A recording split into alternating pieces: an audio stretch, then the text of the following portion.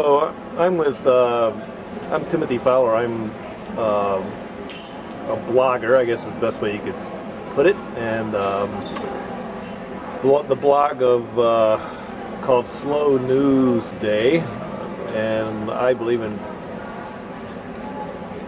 whatever is news to me is news. And I'm with author and educator Peter Dash today here in the country of Finland. Actually, we're just relaxing here in a cafe, popular cafe in the area, and Peter's got a copy of his book with him.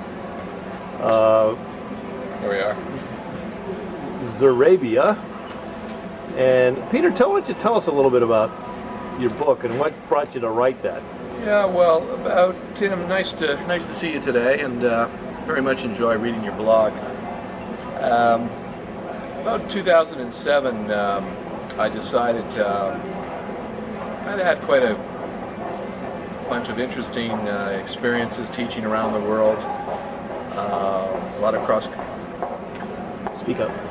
cross-cultural experiences, and there were a lot of issues that were concerning me, like the whole way the banking industry was falling apart and economy was falling apart. And I thought, well, I take all these interesting experiences that I have as a teacher, working around the world, and my concerns for some of the issues about banking, and also I got concerns about issues of women's rights as I was working in the Middle East. Anyway, I thought, well, I have a fair amount of free time while I'm working in Saudi Arabia and places like that. So why not put together a book that gives a lot of people insights, some interesting specific insights into the kinds of experiences I've had.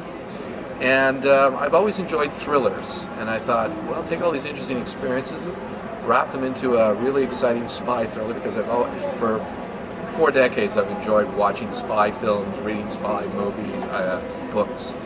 And I thought, well, let's take all these experiences, these interests, and with my free time, put them into something that can be maybe entertaining and give a lot of people insights into a lot of very unique experiences that I had working in some very distinct, interesting places like Korea, China, Qatar, Azerbaijan, Germany, Austria, a whole bunch of places around the world, and said maybe all these experiences, along with all the thrills that I think I can generate from all my reading of other thrillers, maybe I can come up with an interesting book that's entertaining. And also, maybe also at the same time, Tim, it was kind of like a therapy for me, to write about all these experiences, sometimes the frustrations of living in these sometimes difficult environments, for example, like Saudi Arabia. And I thought, well, maybe this will benefit many readers to have the insights that I can provide from all my experiences. Well, as you know, Peter, I mean, we work together.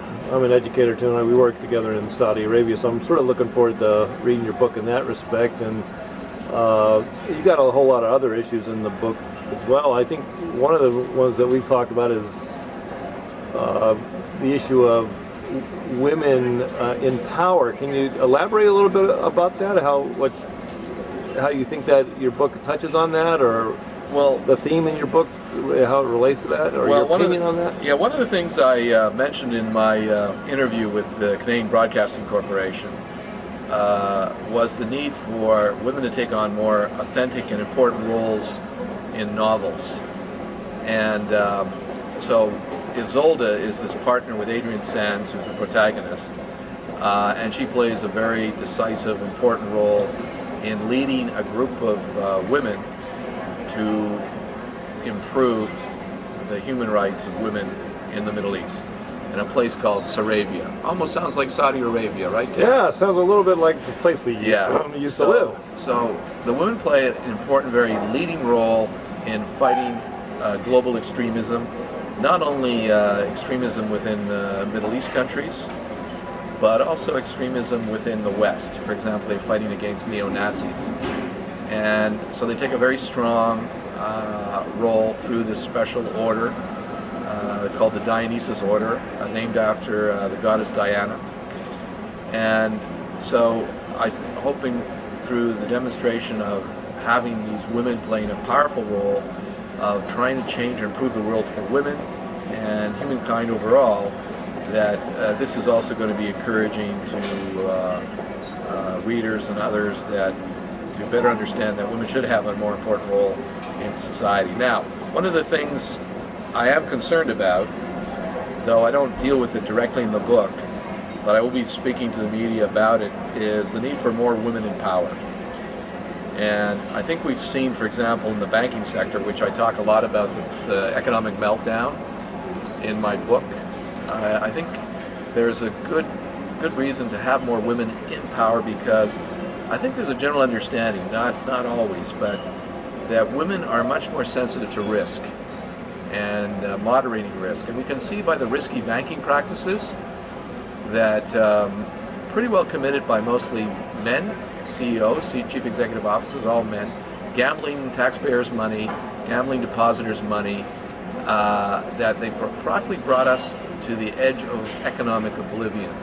So my view is that if there were more women, let's say, at the head of Lehman Brothers, which crashed and went bankrupt, or Bear Stearns, another big Wall Street bank, my hypothesis, or let's put it this way, my view is that would these banks have fallen apart and almost brought down the edifice of the American economy and the international economy if there had been women CEOs or women in much more powerful places on the board.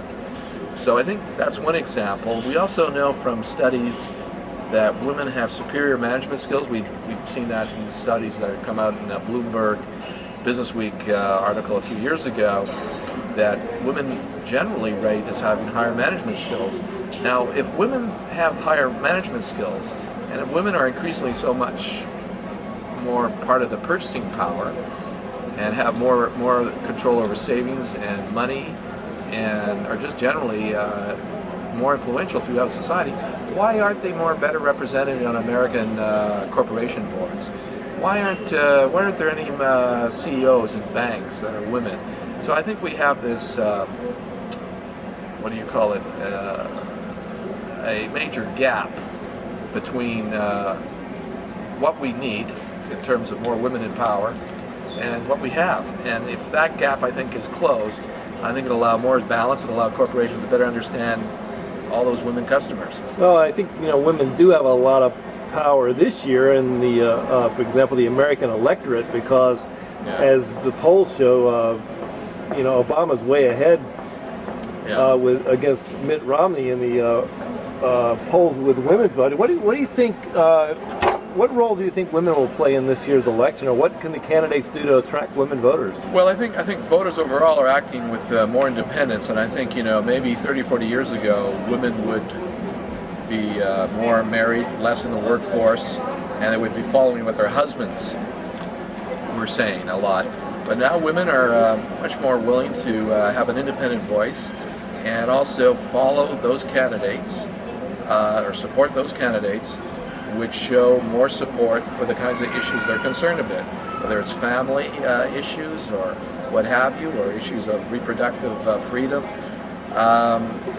Women are definitely going to take a more independent approach, and if they see a candidate they think is not supporting things like increasing women's influence and political power, supporting the kinds of reproductive independence issues that they want to talk about, I think women are much more willing to go across party lines that they maybe traditionally have followed, and go heavily over towards candidates that they think are distinctly more supportive of them. So that's what we've seen.